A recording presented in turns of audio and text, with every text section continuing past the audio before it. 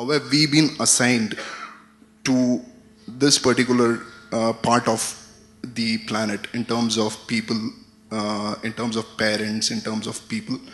This is in terms of existence in this planet. And the other question is, which again triggers my belief in God, is who's the person who controls our life before we are born and after our death? So you believe lots of things. So you believe before you were born you were somewhere, after you're dead you're going to be somewhere else, everything you believe. Too many assumptions. When you have so many assumptions, no way to approach truth, isn't it so? If you want to approach truth, the first thing is, you don't assume anything. Is it so? If you're interested in truth, if you're searching for truth, that means you have not assumed anything, is it so? If you already made your assumption, you're just trying to find a confirmation for your assumption, that is not seeking truth. A true seeker of truth has no assumptions, he's just looking. Shall we just look or shall we try to confirm your assumptions?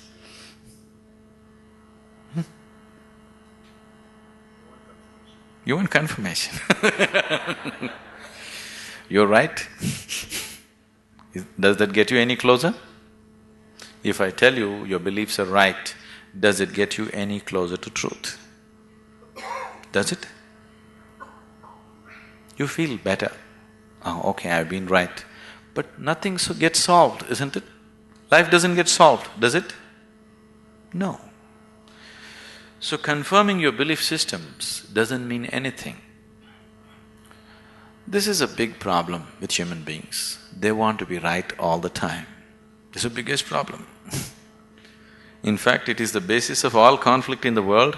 I am right, you are wrong. This is the problem, isn't it? Isn't it so?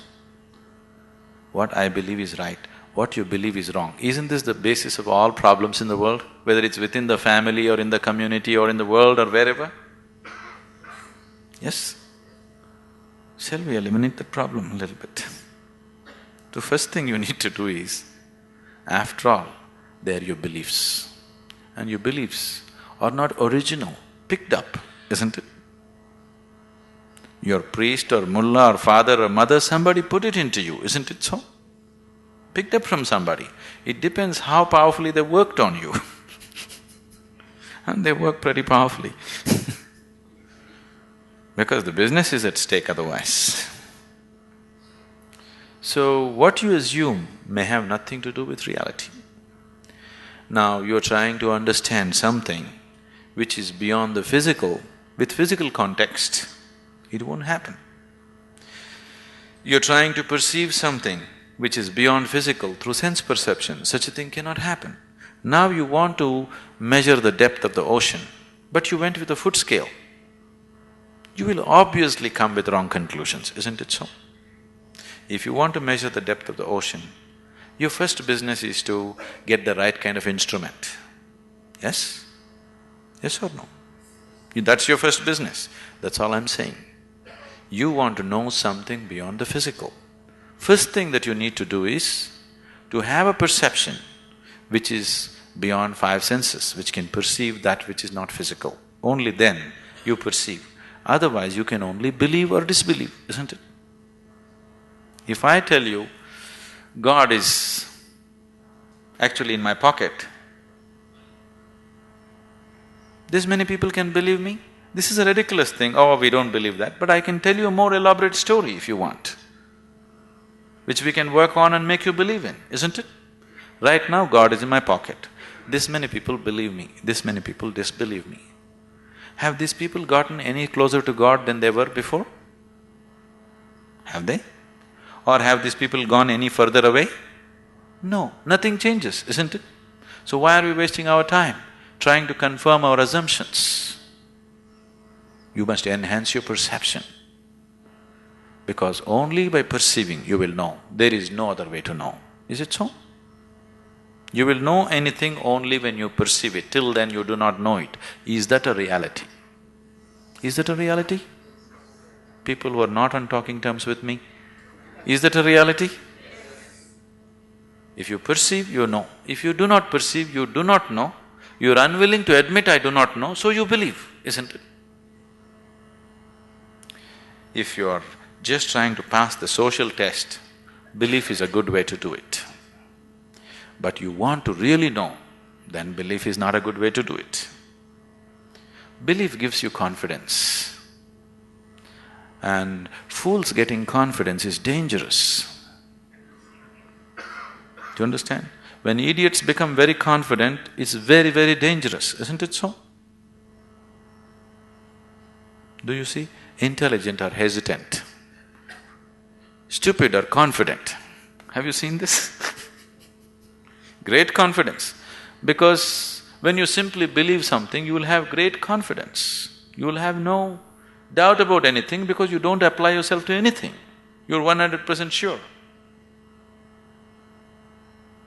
You see George Bush, how confident he is? He's very confident, isn't it? Doesn't he seem like confident? Very confident. He came to India and declared, "I am a believer, I am a true believer." I thought, you don't have to say it, can't we see? You must be a believer, otherwise you don't walk blind into situations. If you're somebody with sense, you would look around, isn't it? You would see what is there and what is not there, because you're a believer. Not just in God, in so many other things. The most sensible way to start your life is, what I know, I know. What I do not know, I do not know. Once you come to this sincerely, you will see your knowing will constantly go on expanding on a daily basis. Otherwise, the moment you believe, you are stagnant. Belief is death actually. Marx said, is the opium, religion is the opium, because it puts people to sleep. He's very right. It's put people to sleep, isn't it? Hasn't it? Sleep is comfortable. What's wrong with it? Why sleep? Why don't you die? It is even more comfortable. Do you know that? Because anyway you're a believer, after all your God is waiting, why don't you go? Yes, isn't it? Because anyway you know when you die you'll go to God. What is the problem? Why are you waiting, going to this hospital, all this nonsense? Why don't you go? Why are you delaying your progress towards God?